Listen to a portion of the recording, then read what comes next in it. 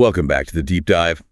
Today, we're doing a bit of a necessary detour. Yeah. We're looking at something that sounds administrative, but is actually mission critical for a lot of businesses. Yeah. We're talking about the discontinuation of a major piece of financial infrastructure.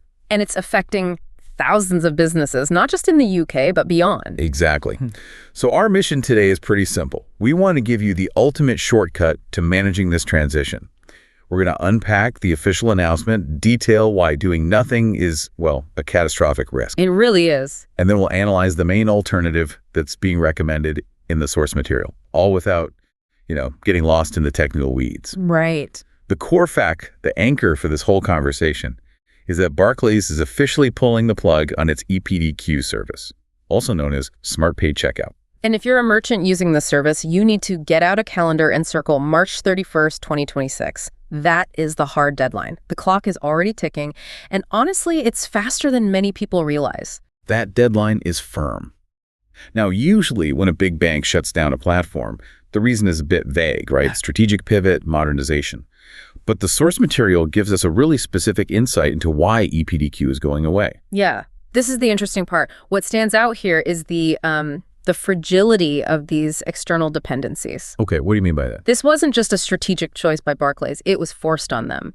A specific third-party supplier, the company responsible for the core components of the ePDQ platform, they just withdrew support. Wow. Yeah. Essentially, the foundation that ePDQ was built on just stopped being maintained. So it's a huge learning moment. A huge one. And the source material highlights this affects anyone using ePDQ for, your standard online payments, but also, and this is critical for Modo transactions, mail order, telephone order. Right. So if you rely on ePDQ to process any card payment today, you are now being forced to plan a migration. There's no way around it. That distinction online and MOTO is so important. A lot of businesses just think about their e-commerce website, but for so many B2B companies or service businesses, that virtual terminal for MOTO is their lifeblood. Precisely. And that's why we're calling this an operational cliff edge, not just a minor software update.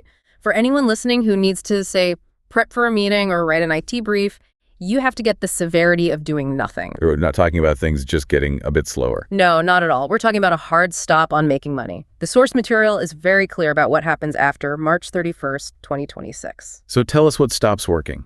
If I'm a merchant and I haven't moved, what does my customer see on April 1st, 2026? They see an error, a failure. Plain and simple, card payments, whether they're from your website or from a Modio transaction, they will just fail to process. So the connection is just severed. Completely. But it's actually worse than that. It's not just the transaction processing. All the tools, all the interfaces you use every day, they're going to be disabled. Your hosted checkout pages, any APIs you spent, time and money integrating into your backend systems, and those virtual terminals we mentioned for phone orders, they will all just vanish. So you could have a full shopping cart, a customer who is ready to spend money, a great marketing campaign that got them there, and at that very last critical step, the whole thing just falls apart. That is the definition of a catastrophic loss. Yeah. We are talking about the potential for the immediate loss of all online revenue for merchants who delay. And given that this is a known threat, the source material is crystal clear. You cannot wait. Okay, so let's dig into that. Why is waiting until, say, late 2025 or even early 2026 seen as such a huge risk? To someone who's focused on their Q3 earnings right now, March 2026 can feel a long way off. It's because of scale. We see this every time there's a forced migration. This isn't just a few dozen merchants, it's thousands all being forced out the door at the same time. If you wait, you're not just migrating, you're competing. You're competing against all those other businesses for very finite resources, limited support engineers, limited developer time, and the approval bandwidth of the new payment providers. You're trying to get through the same narrow door as everyone else. Exactly. If you want an efficient, smooth transition, you absolutely cannot afford to be caught in that exit queue. Acting now gets you a clear path. The good news is the source material does give us a really clear, actionable 3-step roadmap. Okay, yeah. The first step is probably the most crucial for just figuring out the scope of your project. Audit the current setup. You have to know exactly how your business talks to ePDQ right now. This audit defines how complex your migration will be. Let's break that down, because for the person listening, the difference between these integrations is what determines the headache level, right? What are the main types of setups we're talking about? Generally, there are 3 paths. First, the easiest one is using a hosted payment page. That's where the customer gets redirected away from your site to a page that's managed by Barclays. The switch there is often more administrative, less custom coding. Okay, that's a simple version. Then you have the second type, using a pre-built plugin, maybe for WordPress or OpenCart or something similar. This is faster than custom code, but it relies on your new provider having a stable, up-to-date plugin that won't conflict with everything else on your site. Right, which can be its own problem. And the third? The third, and this is the most complex, is a direct API integration. This means your own backend code is talking directly to ePDQ systems. Switching this? Well, it requires serious developer time, a lot of testing, and probably certification, because you've built a custom solution around a system that's about to be shut down. That complexity assessment from step 1 leads right into step 2, which is choosing the replacement provider. Yeah. I mean, if you found out you have a complex API integration, you can't just pick any provider off the shelf. You can't. Step 2 requires real planning, a lot of testing, and like I said, often compliance certification. It's not a choice you want to rush. You need a provider that offers stability, scalability, and really good documentation. And that brings us to step 3, which is the advice we've already touched on. Start early.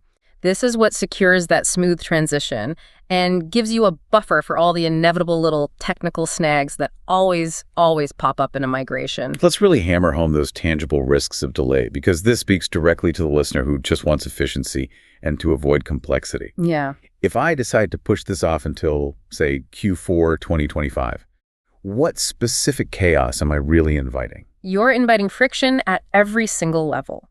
First, you'll find long queues for approval and onboarding at the new providers. Onboarding involves compliance checks. They aren't instant. If thousands of merchants flood the system at once, your application could just be stuck for weeks. Second, you'll find limited support availability. The expert migration teams, the specialized developers, they become a really precious commodity as that deadline gets closer. So costs go up and response times go down. And from a technical side, if I wait until the last minute, I basically have zero room for error. Absolutely none. You dramatically increase the risk of plugin conflicts, integration delays, last-minute errors. Testing complex code changes under extreme pressure is just a recipe for bugs. And if you find a problem that needs a fix from the new provider's team, you'll be in line behind hundreds of other panicked merchants. The takeaway is clear. Waiting means you're just fighting a war of attrition for limited resources, which leads directly to the worst possible outcome. Yeah. And check out downtime. Okay, so we know we have to move. We've got the steps to figure out how complex it's going to be. Now let's talk about the destination. The source material mentions that while Barclays might suggest a few other solutions like Unipuz or SOT Pay, there is one provider that comes up again and again as the most logical established replacement. Right. And that provider is WorldPay. WorldPay is presented as the default, globally trusted choice, and for a very good reason. If you're being forced to replace a core piece of your financial tech because of instability, well, stability suddenly becomes your number one priority. Makes sense. And WorldPay is globally recognized as one of the most stable, scalable, and secure payment processors out there. Think of it like this. ePDQ was an older proprietary part from one car manufacturer. You're now swapping it for a universally compatible, enterprise-grade, high-performance solution. And in the context of UK businesses facing this, WorldPay's footprint is huge, isn't it? It's massive. They have huge popularity in the UK for both e-commerce and, physical card payments. And that level of market penetration means you get established reliability and a ton of experience with regulatory changes. And beyond the stability, the functionality is just expansive. It supports every payment method a modern business needs. Visa, MasterCard, Amex, Apple Pay, Google Pay, and so on. That flexibility means you won't lose a customer just because they prefer to pay with a certain digital wallet. Now, WorldPay is often called enterprise grade. For a smaller business or a startup listening, that phrase can sometimes imply, a premium cost or maybe unnecessary complexity. Yeah. Does the source material give us any sense of that balance? That's a critical question. And yes, while WorldPay is suitable for all business sizes, they serve everyone from startups to global enterprises, it is true that enterprise-grade security and stability can come at a premium compared to smaller, more niche providers. Right. But merchants have to weigh that cost against the immense risk of losing all of their revenue because of an unreliable system, which is exactly what they're facing now. The value proposition here is stability and a rich feature set. Let's focus on those features. You mentioned advanced fraud protection and tokenization. For a merchant, why is tokenization so crucial? What does that actually do for them? It's crucial for security and compliance. Specifically, it reduces your PCI scope. Tokenization just means that instead of your system storing sensitive card data, you store a non-sensitive token. WorldPay handles all the sensitive data on their secure servers. This vastly reduces your risk if there's ever a data breach, and it really simplifies your compliance burden.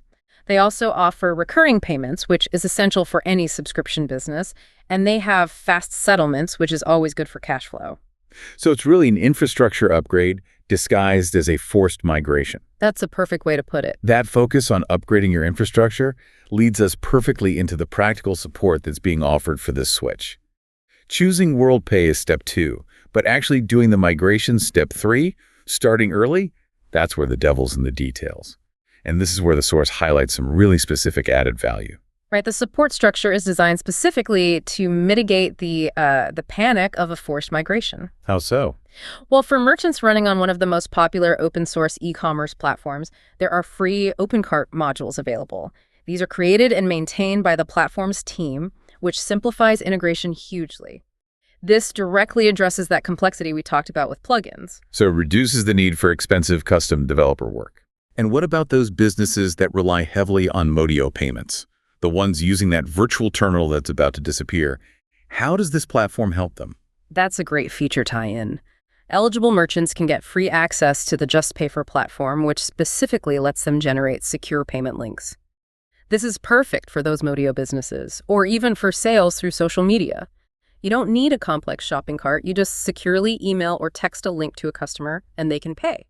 It completely replaces that defunct virtual terminal.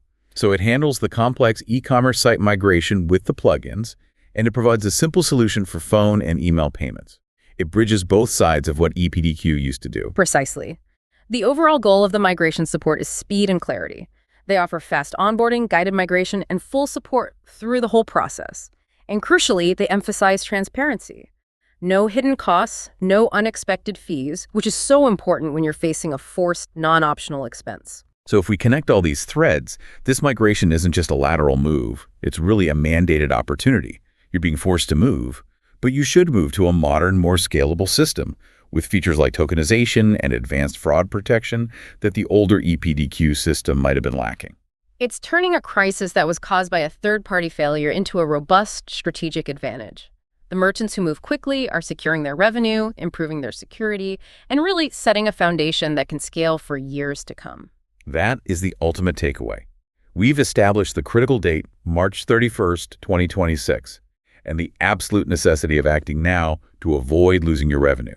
We've covered the 3 steps: audit your setup, choose a stable replacement like WorldPay, and start early to avoid those catastrophic queues. Right. WorldPay offers that stability, the security, and the enhanced features that turn this mandatory switch into a real upgrade. The discontinuation of Barclays ePDQ is a huge disruption, no doubt about it. But for the smart business, it's a necessary push toward improving your whole payment stack. And if we bring it back to that crucial insight from the very beginning, this entire disruption was caused by the withdrawal of support from a third-party supplier. That single event has to redefine how any business views its critical infrastructure. So the question for you to think about is this: what stands out to you now about long-term risk assessment and your dependency on external suppliers when you choose any future financial solution?